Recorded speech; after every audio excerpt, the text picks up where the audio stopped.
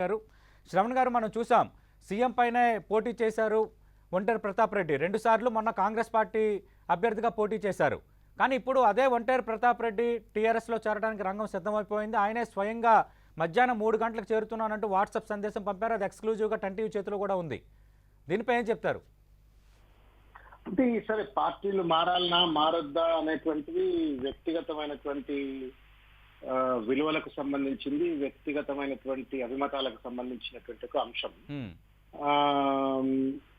Democracy people can change the parties that is not a problem కాకపోతే నిన్నటి దాకా కొట్లాడి ఇవాళే ఎందుకు మారుతున్నారు అనేటువంటిది ఒక ప్రశ్న రెండవది ఒకవేళ నిజంగానే గజ్వేల్లో అంత అభివృద్ధి చేసినట్టయితే మరి నిన్న ఎందుకు పోటీ చేసినట్టు అనేటువంటిది రెండో ప్రశ్న ఇది స్థానికంగా ఆయన వాళ్ళ కార్యకర్తలకు కావచ్చు లేకపోతే ప్రజలకు కావచ్చు ఆయన దానికి సమాధానం చెప్పుకోవాల్సిన పరిస్థితి ఏర్పడుతుంది నేను పర్టికులర్ గా ఆయన ఎందుకు పోవడం తప్ప ఒప్ప అనేటువంటి అంశాన్ని పక్కన పెడితే ఇవాళ ఒక ప్రిడేటరీ మైండ్ సెట్ తో పక్క పార్టీల వాళ్ళు ఎవరు కూడా బతకూడదు ప్రతిపక్షం ఉండకూడదు అనేటువంటి ఒక ఆలోచన విధానం ఏదైతుందో ఇది ప్రజాస్వామ్య స్ఫూర్తికి పూర్తిగా కూడా విఘాతం కలిగించేటువంటిది రాజ్యాంగాన్ని భగ్నపరిచేటువంటిది వాస్తవానికి ప్రజాస్వామ్యానికి శ్రీరామ రక్ష అధికార పక్షం కాదు ప్రతిపక్షం ఎందుకు అంటే ఒక నిర్ణయం తప్పు చేసినా ఒప్పు చేసినా దాన్ని ప్రజల పక్షాన నిలదీసి మళ్ళా ఒక సరైన గాడిలో because no one individual can be right అంటే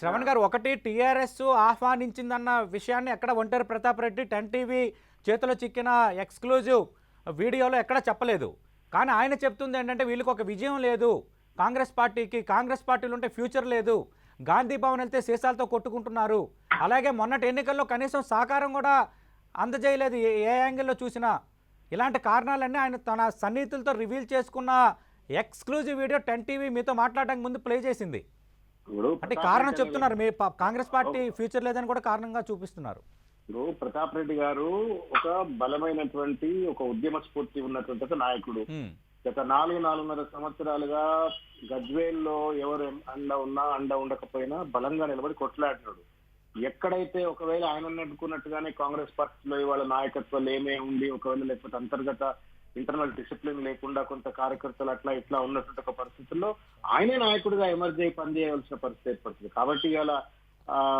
ఆ అవకాశాన్ని వదులుకొని వాస్తవానికి 2014లో అంత పెద్ద మెజార్టీతో గెలిచిన కేసీఆర్ గారికి వ్యతిరేకంగా ఎందుకు నిలబడ్డారు మీరు అంటే ఒక ఉద్యమ స్ఫూర్తితో నిలబడ్డారు మళ్ళీ ఇవాళ అదే అవకాశం ఉంది అంటే ఏంది ఎక్కడో ఆయన వ్యక్తిగతంగా ఆయనకున్నటువంటి ఒక ఉద్యమ స్ఫూర్తిని వదిలిపెట్టేసి కాంప్రమైజ్ అయిపోతా అనుకుని దాన్ని మళ్ళీ కాంగ్రెస్ పార్టీ బలహీనతగా చూపించడం కరెక్ట్ కాదు it's an opportunity if you're true leader it's an opportunity to fight నిజంగానే ఒకవేళ కనుక ఇంకొక విషయం ఏంటంటే ప్రతిపక్షంగా ఉన్నంత మాత్రాన కేసీఆర్ గారికి దుష్మని కాదు లేకపోతే ఆయన పక్షాన టీఆర్ఎస్ లో పోయినంత మాత్రం ఆయన మిత్రుడని కాదు ఇవాళ ఒక 2 సిద్ధాంతాల మధ్యన జరిగేటువంటి ఒక పోరాటం నువ్వు ఏ సిద్ధాంతం పక్షాన ఉంటావు అనేటువంటిది ఒక ప్రశ్న నేను శ్రవణ్ గారు నేను అదే అడుగుతున్నాను అంటే 15 ఏళ్ల పాటు ఖచ్చితంగా మీరు అన్నట్టుగానే ఆయన కేసీఆర్ పైన అలుపెరగని పోరాటం చేశారు 2 సార్లు టీడీపీ తరపున ఒకసారి కాంగ్రెస్ తరపున అభ్యర్థిగా నిలబడ్డారు ఆ విషయంలో 2 అభిప్రాయం లేదు అంటే కాంగ్రెస్ పార్టీలో ఫ్యూచర్ లేదన్న అభిప్రాయం కూడా ఆయన సన్నిహితుల దగ్గర వ్యక్తం చేశారు మా దగ్గర ఉన్న ఎక్స్క్లూజివ్ వీడియోలు అది కూడా ఉంది అలాంటి పరిస్థితుల్లోనే నేను వెళ్తున్నాను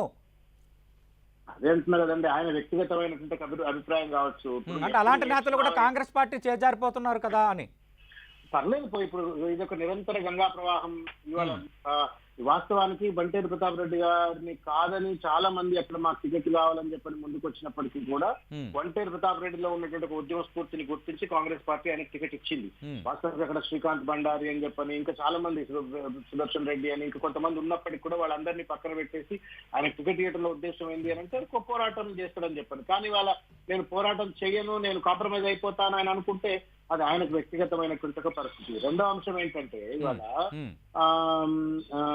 అందులో పోగానే ఆయనకి ఏదో పెద్దపీట వేసి లెక్కన కిరీటం పెట్టే పరిస్థితి కూడా ఏముండదు నాకు తెలిసి ఇప్పుడు చాలా మందిని తీసుకుంటా ఉన్నారు కారు ఇవాళ ఓవర్లోడ్ అయిపోయింది ఎంతమందిని తీసుకుంటారు ఎంతమంది నాయకులను అందులో పెట్టుకుంటారు పోయిన తర్వాత మళ్ళా ముఖ్యమంత్రి గారు కనీసం దర్శనం లేకుండా అరే ఎందుకు వచ్చినా అని చెప్పని బాధపడే పరిస్థితి ఆయనకి ఏర్పడుతుంది కాబట్టి సరే ఏదేమైనప్పుడు కూడా కాంగ్రెస్ పార్టీ వ్యక్తులు పోయినంత మాత్రాన బలహీన పడుతుంది అనేటువంటి ఒక పరిస్థితి ఉండొచ్చు.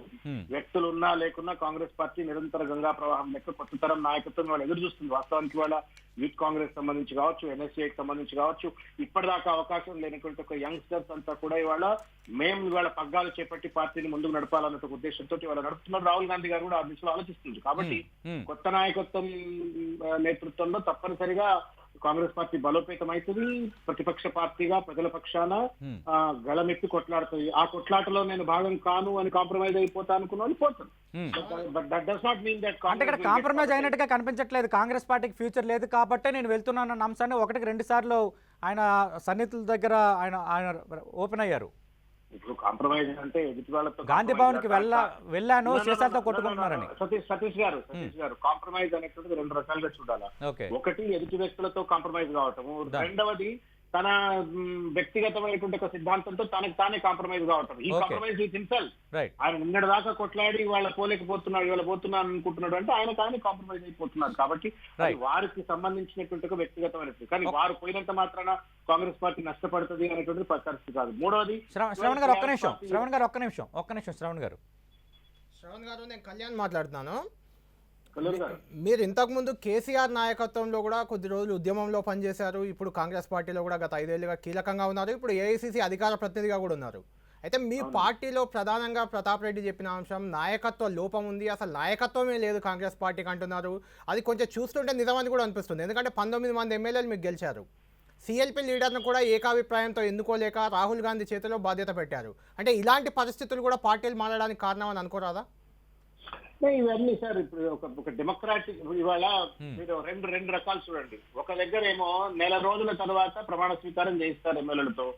నెల రోజులు అయినప్పటికీ కూడా కనీసం అంటే 60 నెలల పరిపాలన చేయమని అధికారం కట్టబెడితే 59 ఒక నెల అయిపోయిందంటే కేవలం 59 నెలలే ఉన్నాయి.